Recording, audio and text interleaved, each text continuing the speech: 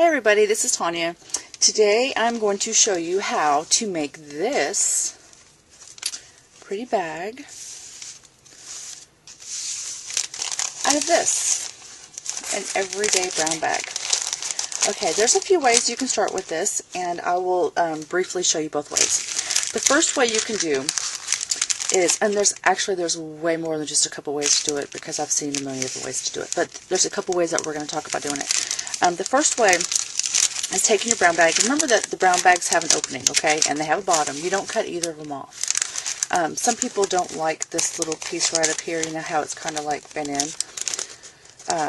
So if you're going to cut them off, now's the time to cut them off, and if you do it on one, do them on them all, so then they're all even. So anyways, what you're going to do is, you're going to figure your bag out, how do you want it folded. Some people like it so it's kind of like a stair-stepped kind of fold, you know. This works good for, you know, the books that have like love, you know, L-O-V-E or whatever. Or you can do them, just fold them together and just have it so they're all the same size paper. It's easy to decorate that way. It's a fast, easy way. So first you decide that. Then the second thing you do is you figure out how do you want your pages to go. And I ask that because remember these little bitty holes, little openings? That's what we're going to use to do our tags. I like to also think about, at the same time, think about the top and the bottom. Remember the tops and the bottoms get a lot of usage. So the top part, I like to use the actual bottom of the bag. However you fold it, whether it's folding it this way, I still like to have this part of the bag be the top. So with that said, we will do this as if we're doing a little step fold. So the one that's on the bottom, the bag that's on the bottom of your pile, is going to be the top. And then it stair steps up, right? So you put this one's on the bottom, and then this one's going to go up a little bit. And there we have it. And then we just kind of fold it however we want to fold it. And that looks good enough for me. Okay, so the way we have this book right here, the last two pages will be the pages that will have the journaling or, you know, the tags or whatever in them. Now's the time to change that around. So if you don't want it like that, we can change it around so that it's every other one.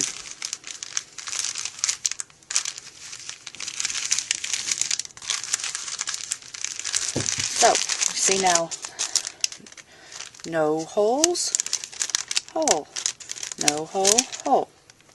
And what is this going to be for again? This is going to be for the part of the bag, the bag book, that is going to be the little spot to put your little journaling tags. So, that's what those are for. And you can close them up if you don't want them. If you say, I only wanted a couple of them. So I glued a couple of them closed because I didn't want, I mean, you know, as on this book, it kind of gets a little bit bigger. So, you know, you could just do a little journaling on there if you really wanted to. But I've also done a couple tags in each. You know, you can stair step the tags within the little hole. See, if you do a book like this, that's how big the hole is. So you can put some little memorabilia or whatever in there too. Anyways, okay, back to the project. So that's what you do. Okay. And then the next thing you have to do is you got to figure out what kind of paper you want, if you're going to use ribbon, all that kind of stuff. Keep in mind while you're doing this that you're going to have to put holes in this. Okay? There's going to be holes for you to have to bind the book somehow, whether it's with the O-rings, whether it's with ribbon, whether it's with the bind it all. And I will say this as well. Some people have even cut the bag, glue or use your adhesive on, you know, these two pieces that would be cut so they'd stay closed, and use the bind it all. And it does work really well if that's what you really want to do. Just keep in mind however many pages you have, plus once you add the paper and embellishments and all that stuff, it's going to make it a little bit bigger. Okay, so now you have to just put paper on it. You know, you're going to totally cover it up. think about your ribbons because of these holes. When I get ready for the hole part, what I do is I have, let's say I have it all, this is all covered, okay? Get a piece of paper. Okay, this is all covered. So what I would do is take another piece of paper. Let me get a piece of paper. You want to find the center of the bag without having to bend the bag to find the center of the bag. So I take a piece of paper, I line it up to the bag, line it up, mark it, and then I fold it in half. This is where my mark is. Do you see my mark on there? And this is the end. So I'll fold it, and I'll fold it again. This will allow me 3 spots. Do you see that? This will allow me 3 spots, 1, 2, 3, right here, to put holes for my bag book. Okay, so are we all on the same wavelength? We get it, right? Okay, so when you get to this point, keep in mind that, you know, this is covered.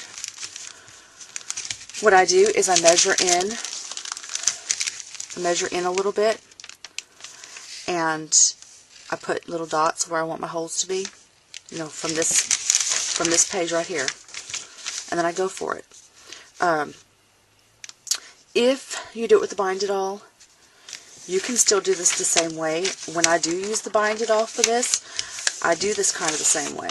What I do is I put my paper in half, and I'll stick it on top of this paper.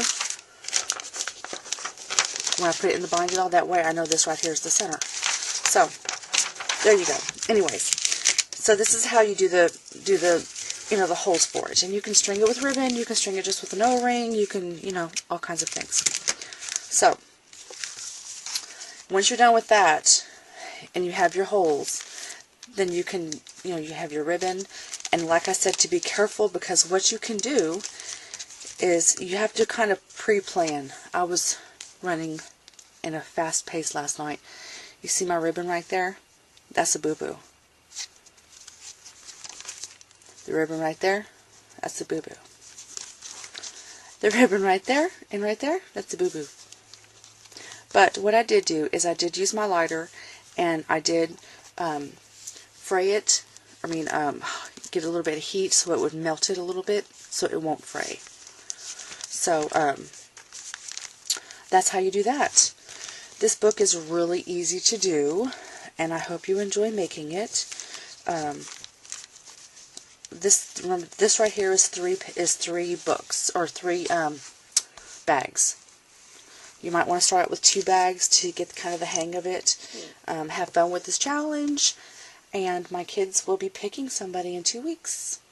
So, if anybody has any questions or whatever, just leave me a message on Papercraftomania, and I will be so happy to answer anything that you guys might want to ask.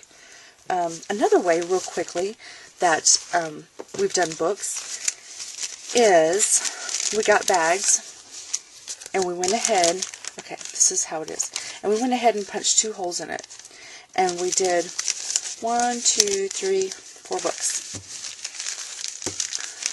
And of course I don't have them all lined up right, so the holes aren't going to match, but anyways, and we went ahead and just left this binding part like that, and just decorated from the binding over, which you could do that as well too. So it just depends on what kind of a hurry you're in, and who's doing it. You know, this way is easier for a small child, so then you don't have to worry about forgetting the ribbon and trying to put a hole in the ribbon. If you don't have a Bind It All, this Crop-It-Out, I used my Crop-It-Out, and he worked wonders for getting the holes in through the ribbons. I got this at Walmart for $25. It's on clearance. It might be cheaper now. It's wonderful. I love it. Anyways, I think that is it for now this time. Thank you so much, and I hope these instructions might help a little bit, at least the beginning. Happy crafting!